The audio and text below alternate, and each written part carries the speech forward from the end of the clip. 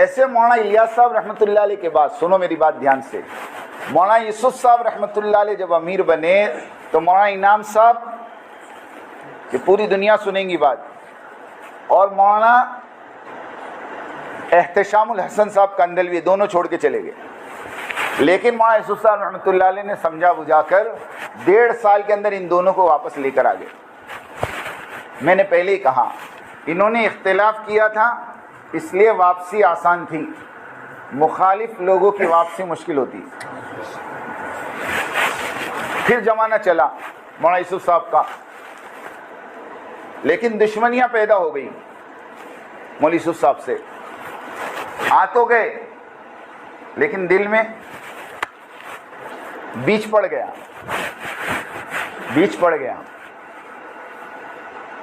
اور پھر 1965 2 اپریل بلال پارک مسجد لاہور، حضرت مولانا یوسف صاحب رحمۃ اللہ علیہ نے فجر کے بعد کا بیان کیا. اور بیان سے پہلے یا بیان کے بعد ایک ناشتہ ہوا تھا. اب وہ ناشتے میں کیا تھا اللہ جانے، ورنہ 48 سال کی عمر میں آدمی اتنا جلدی نہیں جاتا جو پوری دنیا میں سفر کر رہا ہو.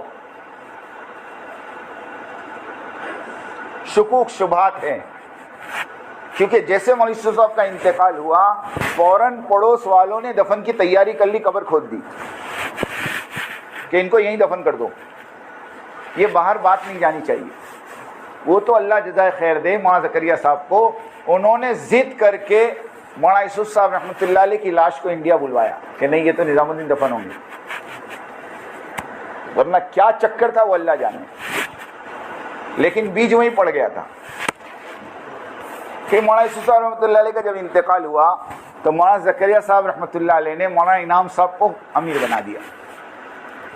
مولانا انعام صاحب، بعضوں نے کہا کہ مولانا انعام صاحب کو امیر نہیں بنایا تھا، امین بنایا تھا، اور یوں کہا تھا کہ مولوی ہارون چھوٹے ہیں، یہ جب بڑے ہو جائیں تو امانت ان کے حوالے کر دینا. لیکن تقدیر کی بات ہے کہ مولوی ہارون صاحب بڑے ہی نہیں ہوئے یا بڑے ہونے نہیں دیا گیا.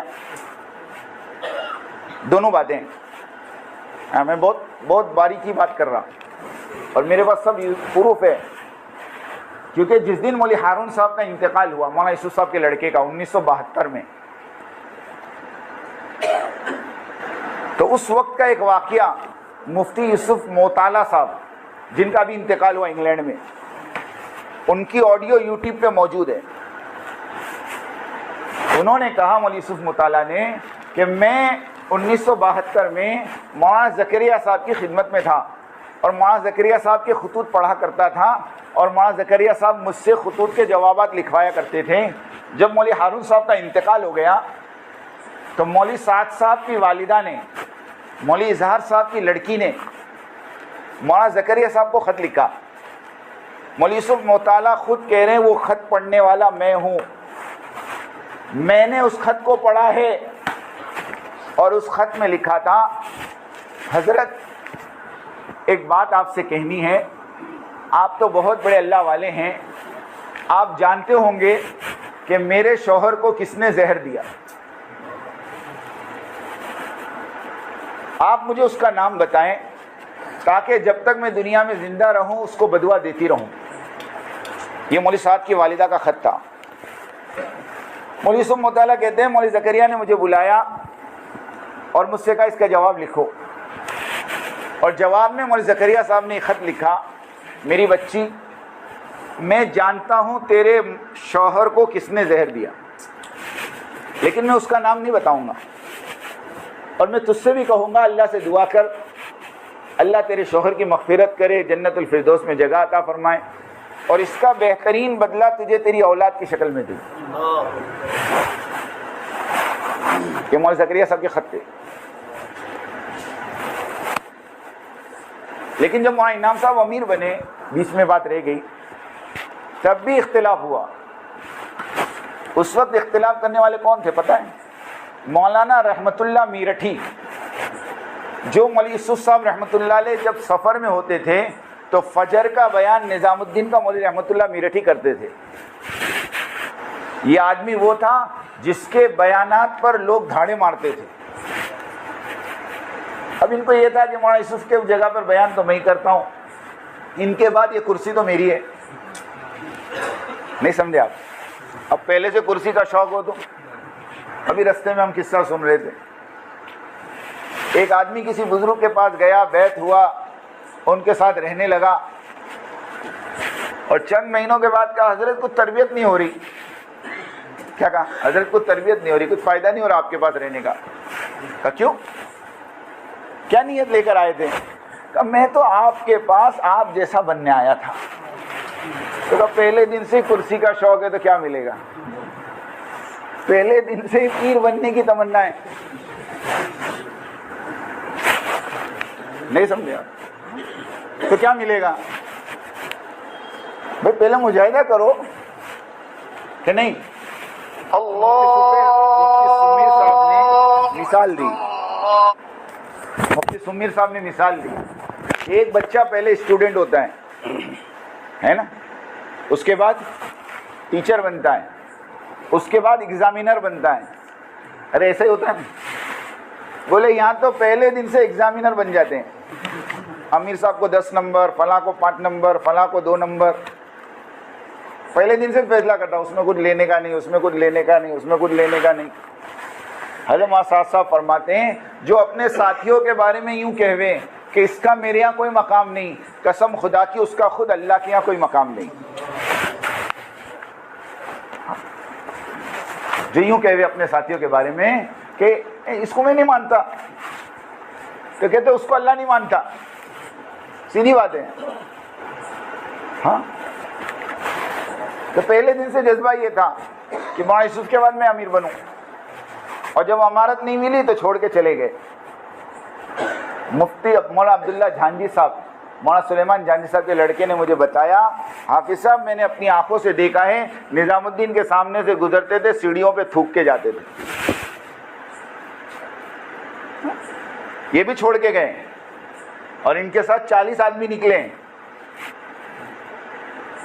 لیکن قسم خدا کی کھا کے کہتا ہوں, پوری تبلیغ کی 100 سال کی تاریخ میں چھوڑنے والے تو بہت ملیں گے, لیکن چھوڑنے کے بعد مورچہ کھڑا کرنے والے ان کے سوا کوئی نہیں. یہ بات ہے. اس لیے یاد رکھو میرے دوستو, کام نبیوں کا ہے اور کام صحابہ کی سیرت پہ ہوتا ہے. ہاں, جب یہ اختلاف کر کے باہر نکلے تو ان کو 2 باتیں پیش کی گئی تھی. میں آپ کو بات بتاؤں اندر کی, 2 باتیں پیش کی گئی, اور دونوں باتیں سیرت سے تھیں. جیسے ابھی ہمارے دستگیر بھائی نے بتایا کہ حضرت نے ایک واقعہ یہ سنایا کہ دیکھو حضرت سعد ابن عبادہ رضی اللہ تعالیٰ عنہ اللہ کے نبی کی دنیا سے جانے کے بعد انصار کے امیر بننا چاہتے تھے, اور سارے انصاروں کو جمع بھی کر لیا تھا کہ میرے ہاتھ پہ بیعت کر لو. لیکن حضرت عمر نے کہا کہ نہیں, امیر تو ایک ہی ہوگا اور وہ ابو بکر ہوگی. یہ نہیں ہو سکتا کہ مہاجرین کا امیر ابو بکر ہو, انصار کا امیر سعد بن عبادہ ہو. یہ نہیں ہو سکتا. یوں کہہ کر سارے انصاروں کو سمجھا کر ابو بکر کے ہاتھ پہ بیعت کروائی. لیکن سعد بن عبادہ رضی اللہ تعالیٰ عنہ نے یوں کہا کہ میں بیعت نہیں کروں گا. حضرت ابو بکر نے کہا کوئی بات نہیں, آپ بیعت مت کرو, لیکن رہو ہمارے ساتھ, رہو ہمارے ساتھ. سعد ابن عبادہ رضی اللہ تعالیٰ عنہ نے 2.5 سال تک بیعت نہیں کی. سنو, 2.5 سال تک. لیکن حضرت فرماتے ہیں ابو بکر رضی اللہ تعالیٰ عنہ کا کوئی مشورہ نہیں چھوڑا, مسجد نبوی کی نماز نہیں چھوڑی, اور مدینہ شہر نہیں چھوڑا. اب میں آپ کو واقعہ بتا رہا ہوں, تو کیا سیرت کا واقعہ یہ نہیں جانتے؟ ارے جانتے کہ نہیں جانتے؟ اختلاف کیا ہے لیکن حدود میں رہ کر. حضرت نے فرمایا تمہیں مجھ سے اختلاف ہے, کوئی بات نہیں, مجھ سے اختلاف کرو, مگر یہاں سے مت جاؤ.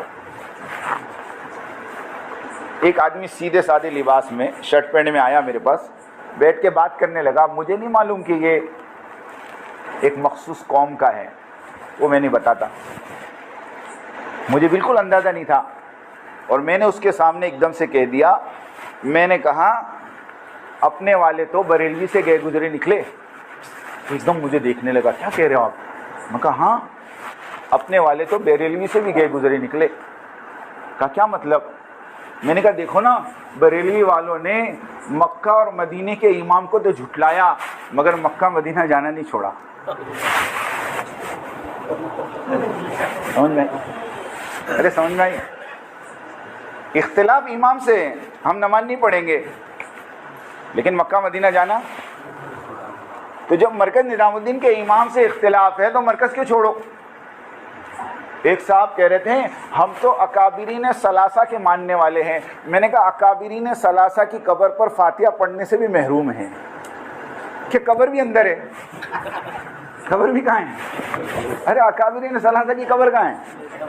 اکابرین ثلاثہ کے ماننے والے قبر پہ فاتحہ پڑھنے سے محروم ہے. بولو دنیا کیا تماشا دیکھ رہی؟ تھوڑی سی عقل ہو تو آدمی کھول دے. سمجھنے کی بات ہے دوست. تو ایک بات تو سعد ابن عبادہ کی سنائی, اور دوسری بات حضرت نے فرمائی کہ حضرت ابو ذر غفاری رضی اللہ تعالیٰ عنہ کو حضرت عثمان غنی سے اختلاف تھا اور بہت لڑائی ہوتی تھی, مشوروں میں جھگڑوں پر جھگڑے, کیونکہ ابو ذر غفاری شدت پسند آدمی, وہ ذرا بھی چلنے نہیں دیتے تھے. نہیں سمجھے؟ کسی نے ان کو کہا کسی کے پاس 20 دینار ہو تو کتنی زکوٰۃ دینے کا؟ حضرت ابو ذر نے کہا 20.5 دینار. کتنے دینے کا؟ تو 20.5 دینار ہی 20 ہے تو کہ وہ 20 کیوں جمع کیا؟ 15 دینار اوپر دینے کا جمع کیوں کیا؟ اس کی سزا بولے. اب ایسا مزاج کا آدمی, اور حضرت عثمان غنی کے زمانے میں مال آ رہا ہے تو مسجد کی نوعیت بدل گئی, مسجد کے اندر نقش و نگار ہو گئے. تو ابو ذر غفاری کو اختلاف ہوا, ابو ذر غفاری کو اختلاف ہوا. تو حضرت عثمان غنی رضی اللہ تعالیٰ عنہ نے سارے صحابہ سے مشورہ کیا کہ بھئی اس کا کوئی حل نکالو, یہ روز کے جھگڑے, ارے حل تو نکالنا چاہیے نا. تو حل یہ نکالا کہ ابو ذر غفاری کو بٹھا کر کہا کہ دیکھو ہمارا مشورہ یہ ہے کہ آپ جو ہے مدینے سے باہر ایک جگہ ہے ربضہ, ہم مشورے سے وہ جگہ آپ کے لیے طے کر دیتے ہیں, آپ وہاں جا کے رہو اور اپنی زندگی کے آخری دن وہاں گزار لو. تو ابو ذر چونکہ مخلص تھے نا اور اختلاف تھا, مخالفت نہیں تھی, تو اپنے امیر کی اطاعت کی اور جا کر ربضہ رہنے لگے. آپ لوگ کئی واقعات ربضہ کی پڑھے ہوں گے. وہ واقعہ پڑھا ہوگا کہ ایک غلام رکھا انہوں نے اور پھر وہ اونٹ دوسرا لے کر آیا, ہے نا؟ ارے پڑھا کہ نہیں فضائل اعمال میں؟ اور وہ واقعہ بھی پڑھا ہوگا کہ جب انتقال کا وقت قریب آیا تو اپنی بیوی کو کہا کھانا پکاؤ, تو کہا کس کے لیے؟ کہا ایک جماعت آئے گی جو مجھے دفن کرے گی. تو وہ جنگل میں رہتے تھے, اختلاف تھا ان کو. تو حضرت نے فرمایا کہ اگر تمہیں اختلاف ہے تو تم ہمارے پاس آؤ, ہم مشورے سے کوئی جگہ آپ کے لیے طے کر دیں, آپ وہاں رہ جائیں. ارے بولو سیرت کا فیصلہ تھا نا. اب اتنی بڑی بات سمجھ میں نہیں آ رہی. اب لوگ مجھے کہتے ہیں کہ تم کو زیادہ سمجھ میں آتا ہے کہ ان کو. میں نے کہا ایک بات بول, سیدھی سیدھی بات بول. ایک عالم شیخ الحدیث وہ کعبۃ اللہ کی طرف بیٹھ کے پیشاب کرے اور میرے جیسا جاہل اس کو کہے حضرت قبلہ ہے, تو تیرے جیسا کوئی جاہل وہاں کھڑا ہو کہ تیکو زیادہ سمجھ پڑتی کہ شیخ الحدیث کو. اتنی بات تو ہم کو بھی سمجھ پڑتی. ارے اتنی تو ہم کو بھی عقل ہے نا بھائی. ہم یہ نہیں کہہ رہے اختلاف غلط ہے, ہم کہہ رہے ہیں اختلاف کے بعد جو طریقہ ہے وہ غلط ہے. یہ طریقہ نہیں ہوتا اختلاف کا, ورنہ صحابہ میں اختلاف اس سے بڑے ملیں گے. ہاں, امام ابو حنیفہ اور امام شافعی کی نماز میں 4 رکعت میں سننا کان کھول کے, فضائل اعمال میں لکھا ہے, میں نہیں بولتا, 4 رکعت میں 200 مسئلے اختلاف والے ملیں گے تمہارے کو. تم تو خالی رفع دین جانتے ہو, آمین بالجہر جانتے ہو, 200 مسئلے. امام حنیفہ رحمۃ اللہ علیہ کہتے ہیں امام کے پیچھے سورہ فاتحہ پڑھنی پڑے گی, اور امام شافعی کہتے ہیں فاتحہ پڑھنا حرام ہے, نہیں پڑھ سکتے آپ. معاف کرنا، امام حنیفہ کہتے ہیں نہیں پڑھ سکتے، امام شافعی کہتے ہیں پڑھنا پڑے گی۔ امام شافعی کیا کہتے ہیں؟ پڑھنا ہی پڑے گی۔ اسی لیے کہ کسی شافعی مسجد میں تم نماز پڑھو گے نا تو ولضالین آمین کے بعد تھوڑی دیر رکتے ہیں اور پھر سورت پڑھتے ہیں۔ کیوں؟ اتنی دیر میں مصلی سورہ فاتحہ پڑھتے ہیں۔ ہاں، امام حنیفہ رحمۃ اللہ علیہ کے نزدیک وضو کو توڑنے والی چیزیں 8 ہیں۔ وضو کو توڑنے والی چیزیں 8 ہیں، اور امام شافعی رحمۃ اللہ علیہ کے نزدیک بیوی کو ہاتھ لگا تو بھی وضو ٹوٹ جائے گا۔ ہاں، قرآن سے ثابت کیا انہوں نے، اولا مستم النساء، اولا مستم النساء، اسے ثابت کیا انہوں نے۔ تو ایسا اختلاف تم کو ائمہ میں ملے گا، لیکن آج تک تم نے کبھی اماموں کو لڑتے دیکھا؟ ارے بولو، کبھی مسجد سے نکالتے دیکھا؟ ارے بولو، یہ سنت صرف انہوں نے زندہ کری۔ ہاں، کوئی اختلاف نہیں۔ امام شافعی رحمۃ اللہ علیہ امام ابو حنیفہ رحمۃ اللہ علیہ کی قبر پر گئے اور وہاں جا کر نماز پڑھی اور نماز میں رفع دین نہیں کیا۔ مریدوں نے کہا حضرت آپ تو رفع دین کے قائل ہیں، اور ابھی جو شیخ یونس جونپوری جو مظاہر العلوم کے شیخ الحدیث ہے نا، ان کا جملہ میں نے اپنے کانوں سے آڈیو میں سنا۔ اتنا بڑا محدث آدمی کہہ رہا تھا کہ امام شافعی رحمۃ اللہ علیہ کے پاس رفع یدین کرنے کے جواز کے جو دلائل ہیں وہ امام ابو حنیفہ کے نہ کرنے کے دلائل سے مضبوط ہے، مگر میں حنفی اس لیے میں نہیں کروں گا، باقی دلائل ان کے مضبوط ہیں۔ ایسا مضبوط آدمی جب امام ابو حنیفہ رحمۃ اللہ علیہ کی مزار پہ پہنچا تو رفع دین نہیں کیا۔ مریدوں نے پوچھا کہ آپ نے رفع دین نہیں کیا؟ تو امام شافعی نے قبر والے کی طرف اشارہ کر کے کہا میں نے اس کے اکرام میں رفع دین چھوڑ دیا۔ ہاں، اختلاف کی جگہ پر دوستو، حدود اختلاف کتاب مولانا زکریا صاحب کی پڑھو۔ حدود اختلاف ملتی بھی نہیں اب مارکیٹ میں، غائب ہو گئی جب سے اختلاف ہوا۔ ہاں، وہ ٹونڈا نہیں ملتی ہو، وہ پڑھو اختلاف کی حدیں کیا ہوتی ہیں۔ میں ایک مرتبہ مشورے میں بیٹھا تھا تو ایک اللہ والے یوں کہہ رہے تھے دیکھو اختلاف میں پڑھ کر اللہ کے سامنے مجرم بن کر حاضر مت ہو، بلکہ مظلوم بن کر حاضر ہو۔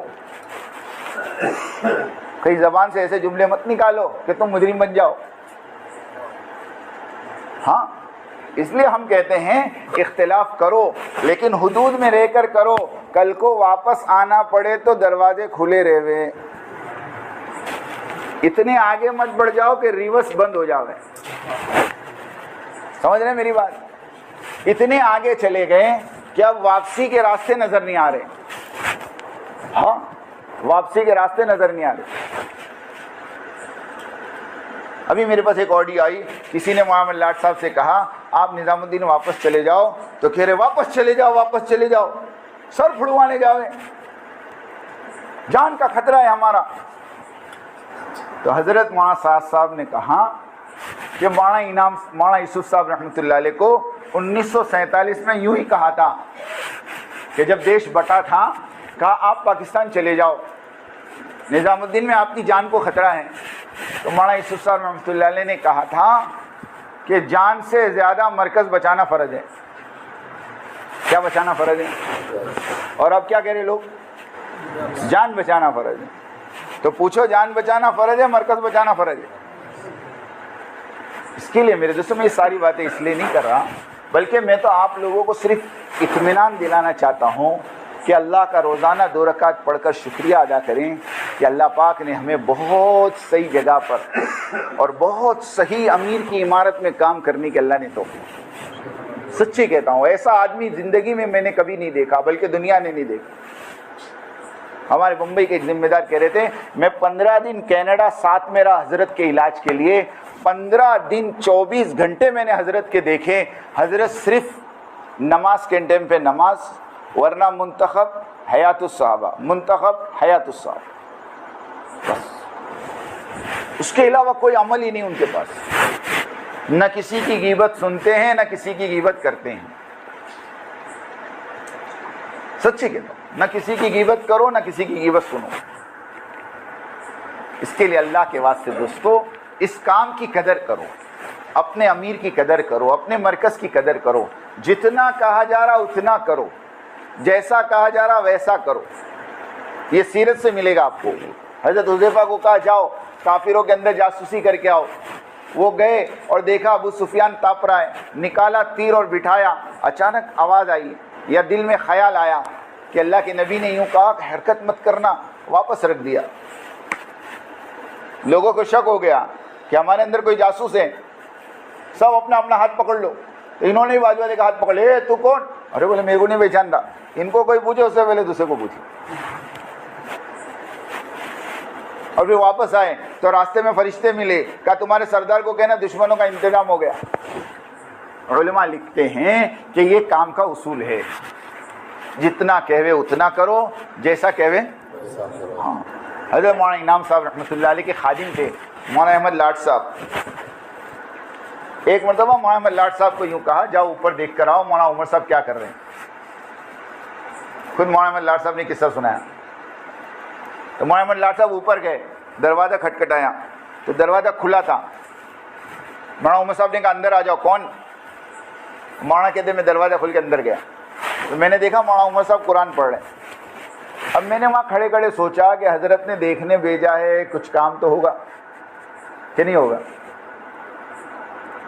تو کہا میں نے ایک دم سے مولانا عمر صاحب سے کہا حضرت بلا رہے ہیں، حضرت جی بلا رہے ہیں۔ مولانا عمر صاحب نے اپنا قرآن بند کیا اور مولانا احمد لاٹ صاحب کا ہاتھ پکڑ کے نیچے آ گئے اور نیچے کمرے میں گئے۔ جب کمرے میں گئے اور مولانا انعام صاحب سے کہا حضرت فرمائیے کچھ کام تھا آپ نے بلایا؟ کہا میں نے تو نہیں بلایا۔ کہا آپ نے نہیں بلایا؟ ہاں میں نے تو نہیں بلایا۔ کون آیا تھا آپ کے پاس؟ تو کہا وہ احمد لاٹ تھے، وہ کہہ رہے آپ نے بلایا۔ کہا اچھا احمد لاٹ بلایا آپ کو، ایک کام کرو آپ جاؤ احمد لاٹ کو اندر بھیجو۔ جب وہ ایک دم کم عمر تھی مولانا کی، 1965 کی بات، فارغ ہو کر آئے تھے 1962 میں، تو مولانا احمد لاٹ صاحب کو اندر بلایا اور حضرت نے اپنے سامنے بٹھا کر کہا مولوی صاحب تبلیغ کا اصول یاد رکھو، جتنا کہے اتنا کرو، جیسا کہے ویسا کرو۔ تم کو کہا دیکھ کر آؤ تو دیکھ کے آنے کا، بلانے کس نے بولا؟ بلانا ہوتا پھر میں بھیجتا۔ اپنے دماغ کے گھوڑے مت دوڑاؤ۔ سنو اس وقت نظام الدین سے جو بات کہی جا رہی وہ کرو تو تمہاری ترقی ہے، اس سے ہٹ کر ترقی ہو ہی نہیں سکتی، اس سے ہٹ کر ترقی ہو ہی نہیں سکتی۔ ہاں لوگ تم کو گمراہ کریں گے، یہ نہج نہیں ہے وہ نہج نہیں ہے۔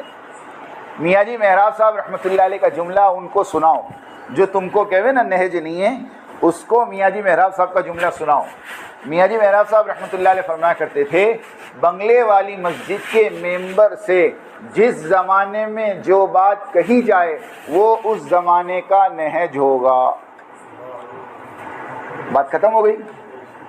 کیا کہا؟ بنگلے والی مسجد کی مرکز سے جس زمانے میں جو اصول بتایا جاوے وہ اس زمانے کا نہج ہوگا۔ اس زمانے کا نہج یہ ہے، نہیں سمجھے آپ، کہ مسجد کی آبادی اور ایک دن فضائل اور ایک دن منتخب کی تعلیم، گھروں کے اندر قرآن کے حلقے، اس میں ہمیں کوئی اختلاف نہیں ہونا چاہیے۔ یہ سب عہد کرو انشاءاللہ کریں گے، کریں گے سب، اس میں کوئی اختلاف نہیں ہمیں۔ ہاں ایک صاحب نے مجھے کہہ رہے تھے وہ ایک ہی کتاب تھی اچھی خاصی، یہ دوسری کتاب شروع کر دی، کتنا انتشار ہے نا دنیا میں۔ میں نے کہا ٹھیک ہے، آپ کو کس نے کہا ایک تھی؟ کہ ایک ہی تو تھی۔ میں نے کہا ایک تھوڑی تھی، حضرت مولانا الیاس صاحب رحمۃ اللہ علیہ کے زمانے میں 5 کتاب تھی۔ کہ ہاں 5 تھی؟ میں کہا ہاں 5 تھی۔ کون سی؟ میں کہا سن، ایک حکایت صحابہ تھی، ایک فضائل نماز تھی، ایک فضائل تبلیغ تھی، ایک فضائل ذکر تھا اور ایک فضائل قرآن تھا۔ کتنی کتاب ہوئی؟ 5 تھی نا۔ اس کے بعد فضائل صدقات کب لکھی گئی؟ میں دلیل دوں، فضائل صدقات کا آخری صفحہ جہاں فضائل صدقات ختم ہوتی ہے نا، اس پہ لکھا ہے الحمدللہ یہ کتاب سن 1949 میں پوری ہوئی. 1949 میں فضائل صدقات اور فضائل حج لکھی گئی. اب مولانا الیاس صاحب کا انتقال تو 44 میں ہو گیا تھا. 44 میں ہو گیا تھا نا. کتاب کب لکھی؟ 5 سال کے. تو فضائل صدقات کو تعلیم میں کس نے شامل کیا؟ مولانا یوسف صاحب نے شامل کیا. تو 5 سے 2 ہو گئی. کتنی ہو گئی پھر؟ پھر میں نے کہا مولانا انعام صاحب کا زمانہ آیا تو مولانا انعام صاحب نے پستی کا واحد علاج ایک نام کی کتاب مولانا احتشام صاحب کی اس کو جوڑ دی. کتنی ہو گئی؟ اب مولانا الیاس کے زمانے میں 5, مولوی یوسف صاحب کے زمانے میں 7, مولوی انعام صاحب کے زمانے میں 8. ہر زمانے میں ایک ایک بڑی نا. تو ابھی بڑی تو تمہارے پیٹ میں کائے کو دکھا؟ بولو بولو تو ایک ہے نا. میں ساتھ میں بائنڈنگ کر دیتا. منتخب بھی فضائل اعمال اتنی موٹی ہوتی. ایک کٹ پڑھو نا, 2 کائے کو پڑھتے؟ تو تم 7 کتاب ساتھ میں بائنڈنگ کرو. دنیا کو کہو ایک کتاب ایک کام. کیا بیوقوف ہے؟ میں نے میری آنکھوں سے 1995 میں اور 94 میں جب میرا شروع کا وقت تھا, ہمارے والد صاحب کے پاس تبلیغی نصاب کر کے کتاب دیکھی. فضائل اعمال کے الگ رسالے ہوتے تھے, فضائل ذکر کے الگ ہوتے تھے کہ نہیں؟ اس زمانے میں 2 روپے کے ملتے تھے, 1.5 روپے کا, 2 روپے کا. یہ تو زبردستی کی ایک بات ہے. بغیر مشورے کے مجھے یہ بتاؤ مشورے کا اصول کیا؟ مشورے کا اصول کیا؟ کہ مشورے کا اصول یہ ہے کہ آپ مشورے میں بیٹھ کے رائے دے دو, اور رائے دینے کے بعد امیر اگر تمہاری رائے کے خلاف فیصلہ کر دے تو تمہارے ماننا کہ نہیں ماننا؟ کہ نہیں ماننا؟ اچھا امیر قلت رائے کثرت رائے کا پابند ہے کیا؟ ہاں, بلکہ میرے کو تو یہ اصول سکھایا گیا بچپن میں کہ تمہاری رائے پر فیصلہ ہو جائے تو ڈرو, اور تمہاری رائے پر فیصلہ نہ ہو تو خوش ہو جاؤ. ارے صحیح ہے کہ نہیں؟ اب مشورے میں بیٹھے ہیں, 4 آدمی نے کہا کتاب نہیں چلنی چاہیے اور 5 نے کہا چلنی چاہیے. اب امین نے فیصلہ کر دیا کہ چلے گی. اب وہ 4 کہے نہیں ہم نے تو نہ بولا تھا, کہیں کو چلائے. ابھی باہر نکل کے کہے نہیں مشورے سے نہیں ہے, تو مشورے سے نہیں ہے. وہ خود ان کو پوچھو, قرآن پہ ہاتھ رکھ کے قسم کھا کے کہے کہ کعبۃ اللہ کے اندر جب تم بیٹھے تھے اور منتخب کی جب بات آئی تھی اور باقاعدہ ظہر کے مشورے میں طے ہوا تھا کہ منتخب پڑھی جائے گی, اور آج منتخب کی بسم اللہ عصر کی نماز کے بعد حاجی عبدالوہاب صاحب کریں گے, یہ طے ہوا تھا. یہ اس سے پہلے کی میری بات میں ہے, لیکن ایک پوری پلاننگ کے ساتھ عصر کے بعد حاجی صاحب کو کعبۃ اللہ میں نہیں آنے دیا گیا. وہ نہیں آنے دینے والے کون تھے؟ آپ تحقیق کرو. پھر حضرت نظام الدین میں آ کر حضرت نے مشورہ کیا اور پھر بات رکھی کہ بھئی یہ چیز ہوئی ہے اور اس کو کیا کرنا. سارے نظام الدین کا اکابرین نے کہا ہونی چاہیے ان چند کے علاوہ, اور وہ چیز مشورے سے طے ہوئی. تب جا کر حضرت نے کھلے عام جو سب سے پہلا اعلان کیا 2006 کے مالیگاؤں کا اجتماع, آپ کو یاد ہو, اس میں اسٹیج کے اوپر سے حضرت نے کہا تھا کہ منتخب عمومی تعلیم میں پڑھی جائے گی, اور اس کے بعد 2006 سے لے کر 2012 یا 13 تک ہمارے گجرات میں مسجدوں میں پڑھی گئی ہے. پھر بعد میں ایک دم سے اعتراض آ گیا کہ بھئی اس میں فائدے نہیں ہیں, امت گمراہ ہو رہی. میں نے کہا کتنے گمراہ ہو گئے, لسٹ بھیجو میرے پاس. کون گمراہ ہوا؟ آپ مجھے بتاؤ فضائل اعمال پر اعتراض اور اس کے جواب کتاب ہے کہ نہیں؟ ہے کہ نہیں بولو. لیکن آج 20 سال 25 سال ہو گئے, 1995 سے پکڑو آج کتنے ہوئے, 22 اور 5 27 سال میں منتخب احادیث پر اعتراض اور اس کے جواب کوئی کتاب چھپی گیا؟ ساری مستند حدیثیں, اور مستند حدیث پر غیر مستند حدیث کو ترجیح دینا. علماء سے پوچھو کیا ہے. آپ کے پاس ایک پکی حدیث ہے اور آپ کے پاس کمزور حدیث ہے, آپ کس کو لوگے؟ پکی حدیث کو لوگے. یہ تو جاہل بھی کہے گا نا. ابھی میں راجستھان میں تھا, میں نے یہی کہا, میں نے کہا بھائی اعتراض تو فضائل اعمال پہ ہوا ہے, اس میں کوئی شک کی بات تھوڑی ہے. اس کے لیے سب چیزوں سے باہر نکلو. یہ تو ہمارے ساتھیوں کا تقاضا ہے، اس لیے میں اتنی تفصیل سے بول گیا آپ کے سامنے، ورنہ میری عادت نہیں، ورنہ میری عادت. سمجھ میں آئی بات؟ اس کے لیے اللہ کے بعد یہ سارے اختلافات کو چھوڑو. ہمارے امیر حضرت وہاں ساتھ صاحب ہیں، اور ہم شخصیت سے نہیں جڑے ہیں. سننا، مولانا الیاس صاحب رحمۃ اللہ علیہ امیر تھے، وہ ہمارے امیر تھے. مولانا انعام صاحب امیر تھے، وہ ہمارے امیر تھے. مولانا یوسف صاحب امیر تھے، وہ ہمارے امیر تھے. مولانا زبیر صاحب امیر تھے، وہ بھی ہمارے امیر تھے. اب مولانا سعد صاحب امیر ہے، وہ ہمارے امیر ہے، اور اس کے بعد جو امیر بنے گا وہ بھی ہمارا امیر ہوگا، مگر شرط ہے کہ نظام الدین سے جڑا ہو. جائے فاروق بھائی بنگلور بن جاوے امیر، ہم مان لیں گے، ہم کا نہ بول، ہم ماننے کو تیار ہے. لوگ کہتے ہیں ہمارے بڑے ہمارے بڑے. میں نے کہا ہمارے بڑے تو نظام الدین سے جڑا وہ بڑا، باقی سب کو بزرگ مانیں گے، عالم مانیں گے، مفتی مانیں گے، اپنے سے بڑا تقوی والا مانیں گے، مگر بڑا نہیں مان سکتے. ہماری کچھ مجبوری ہے. ہمارے بڑے تو نظام الدین مانیں. سمجھ میں آئی بات؟ اور پھر کوئی اعتراض کرتا ہے کہ حضرت کو امیر کس نے بنایا. ایسا سوال ہے کہ جس کا کوئی ہاتھ پیر نہیں. پوری دنیا جانتی ہے، پوری دنیا جانتی ہے کہ جب حضرت مولانا انعام صاحب کا انتقال ہوا ہے تو 3 دن تک مشورہ ہوتا رہا بنگلے والی مسجد میں، اور وہ مشورہ امیر بنانے کا ہو رہا تھا. اب آپ کہو کہ نہیں جی وہ تو مولانا الیاس صاحب کہہ کر گئے تھے کام کو شورا کے حوالے کرو، تو پھر مولانا یوسف صاحب کو اور مولانا انعام صاحب کو امیر کائے کو بنائے. مولانا الیاس صاحب تو اپنے زمانے میں کہے ہوں گے نا کہ قبر میں سے آ کے بول کے گئے مولانا انعام صاحب کے انتقال کے بعد. ارے کب کہے ہوں گے؟ وہ اپنے زمانے میں کہے ہوں گے نا. اگر کوئی ملفوظ ہے بھی آپ کے پاس کہ میرے بعد یہ کام شورا کے ماتحتی میں چلے گا، تو مولوی الیاس صاحب جب کہہ رہے ہیں تو اس کے بعد پھر مولوی یوسف صاحب امیر کیسے بنے؟ آپ مولانا یوسف صاحب کو امیر مانتے ہو؟ مانتے. مولانا انعام صاحب کو امیر مانتے ہو؟ تو مولانا الیاس صاحب کہہ کے گئے تھے نا، وہ ان کی پکڑ ہو گئی. بات ایک دم بے بنیاد ہو گئی. مولانا انعام صاحب نے بھی جو شورا بنائی تھی، کام کو شورا کے حوالے نہیں کیا تھا، بلکہ یوں کہا تھا یہ شورا میرے بعد بیٹھ کر امیر بنا لیں. جیسے حضرت عمر رضی اللہ تعالیٰ عنہ کے انتقال کے وقت حضرت عمر نے ایک شورا بنائی تھی 6 آدمی کی، جس میں حضرت عثمان تھے، حضرت علی تھے، حضرت عبد الرحمن ابن عوف تھے، حضرت عبداللہ ابن عمر تھے، حضرت طلحہ تھے، حضرت زبیر تھے. یہ 6 کی شورا بنی.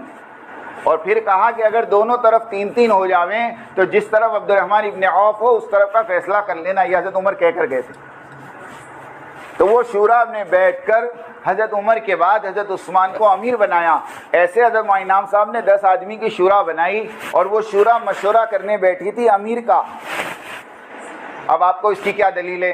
اس کی دلیل یہ ہے کہ اس مشورے کے اندر مولانا سعد صاحب نے یوں کہا تھا کہ اگر تم مجھے امیر بناؤ گے تو مولانا زبیر صاحب والے کٹ جائیں گے، اور مولانا زبیر صاحب نے کہا تھا اگر تم مجھے امیر بناؤ گے تو میری سعد صاحب والے کٹ جائیں گے. اب میں آپ سے ایک سوال کرتا ہوں، ایمانداری سے بتاؤ، مشورے میں ایک آدمی یوں کہہ رہا ہے اگر تم مجھے امیر بناؤ گے تو میرے والے ان کے والے کٹ جائیں گے، وہ کہہ رہے ہمیں بناؤ. تو امیر بننے کا مشورہ چل رہا ہے تبھی تو امیر کی باتیں آ رہی. اگر شورا کے حوالے تھا تو کرنے کی کیا ضرورت تھی 3 دن تک ناٹک. آخر میں 13 محرم، سنو، 13 محرم، 10 محرم کو حضرت جی کا انتقال ہوا. 13 محرم کو نظام الدین میں جو کرسی ہے نا، کرسی، ہاں، وہاں پر کھڑے ہو کر حضرت میاں جی مہراج صاحب رحمۃ اللہ علیہ کمرے میں سے نکلے اور آ کر کہا کہ ہماری ساری شورا کے مشورے سے اب یہ کام 3 لوگوں کے حوالے ہوا ہے، اور 3 لوگ اس کام کو لے کر چلیں گے. اس میں ایک مولانا اظہار صاحب، ایک مولانا انعام صاحب، مولانا زبیر صاحب، اور ایک مولانا سعد صاحب. یہ تینوں کے حوالے کام ہو گیا. جب مولانا اظہار کا انتقال ہو گیا تو مولانا سعد اور مولانا زبیر صاحب کام لے کر چلتے رہے. اب مولانا زبیر صاحب کا انتقال ہو گیا تو کون بچا؟ بھائی مشتاق صاحب کہتے تھے غزوہ موتا کے اندر اللہ کے نبی نے کہا، کیا کہا معلوم؟ کیا کہا؟ زید بن حارثہ امیر ہوں گے، اور وہ شہید ہو جائیں تو جعفر ابن ابی طالب، اور وہ شہید ہو جائیں تو عبداللہ ابن رواحہ، اور وہ شہید ہو جائیں تو مسلمان جس کو چاہے امیر. جیسے وہاں 3 طے ہوئے نا، یہاں بھی 3 طے ہوئے. اور جیسے عبداللہ ابن رواحہ کے انتقال سے پہلے مسلمان امیر نہیں بنا سکتا. سمجھ گئے؟ اب آگے میں بولتا نہیں. ہو گئی بات صاحب؟ ایک دم سیدھی بات ہے. اور مجھے بتاؤ حضرت معاذ صاحب کے علاوہ کون ہے دنیا میں جس کو پوری دنیا امیر تسلیم کرے؟ لا کے دو چلو. ارے کوئی کو قبول کر سکتی ہے؟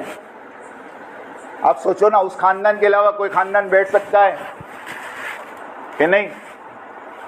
اللہ نے ان کو ایک مقام دیا بھائی، وہ امت کو لے کے چل رہے، ہم ساتھ دیں ان کا.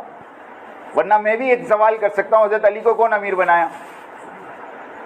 لاؤ پوری دنیا میں میرے پاس جواب. کون سی شورا نے کون سے مشورے سے حضرت علی امیر بنے بھائی؟ ہاں پوچھو جا کر کہ حضرت عثمان غنی رضی اللہ تعالیٰ کے زمانے میں سارا کام کاج حضرت علی سنبھالتے تھے. جب حضرت عثمان غنی کا انتقال ہو گیا تو ساری چیزوں پر حضرت علی نے کنٹرول کر کے امیر بن گئے. ہاں ایسا ہوا ہے.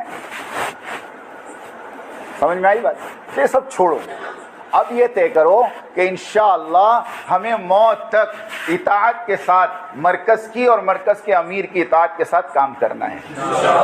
کون کون کرے گا؟ ذرا ہاتھ اٹھاؤ. انشاءاللہ سب کرے گا. ہاں جان دے دیں گے لیکن امیر کی اطاعت کو نہیں. یہ ہر زمانے کے مسلمانوں کا اصول ہے. اب وہ امیر جو کہہ رہا وہ